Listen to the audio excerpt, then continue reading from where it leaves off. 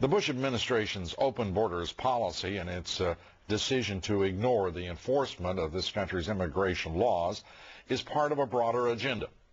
President Bush signed a formal agreement that will end the United States as we know it, and he took the step without approval from either the U.S. Congress or the people of the United States. Bill Tucker reports. The Security and Prosperity Partnership of North America sounds benign, hardly like a policy that critics call NAFTA on steroids. It's a deal that few have even heard of. It's being done again by very few people at the very top on behalf of the investment class, but the working class of people, political officials across our country, from communities, from cities and so forth, they don't know anything about this. Yet it was agreed to by Mexico's President Fox, Canada's Prime Minister Martin, and President Bush in 2005. Administration officials counter their critics by saying everything about SPP is on the White House website.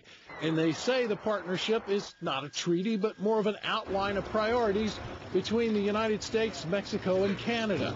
Still, some wonder why there haven't been public discussions about the goals being pursued. This SPP includes, for instance, a committee that is sitting down to harmonize our meat inspection and food safety. So how far away from a trade agreement can your dining room table and what you feed your kids be? Other parts of the agreement mention border security as an issue, which include all of North America.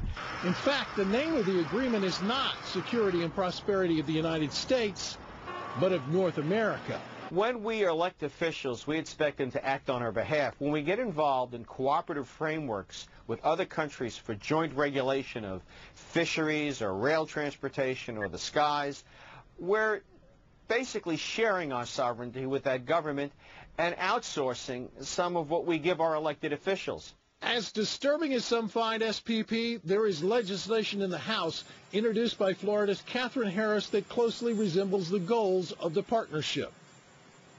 Included in that bill is a section which calls for the securing of Mexico's southern border by the United States and Canada.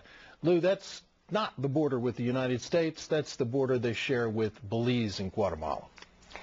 The idea that the White House would respond that this is on their website, this involves intricate workings amongst the Commerce Department of this country and Canada and Mexico's, of course, a regional prosperity and security program. This is absolute ignorance. And the fact that we reported this, we should point out, when it was signed. But as we watch this thing progress, these working groups are continuing, they're intensifying.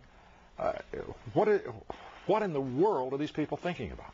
Well, they say, look, these are a declaration and an outline of our priorities. And when I called them today, Lou, they said I was the first phone call they had received literally since the deal was first signed. So people are not paying attention, and they're letting them, in fact, get away with this. You know, I was asked the other day about whether or not I really thought the American people had the stomach to stand up and stop this nonsense, this direction from a group of elites in absolute contravention of our law, of our Constitution, every national value. And I hope, I pray that I'm right when I said yes. But this is beyond belief. Bill Tucker, thank you very much.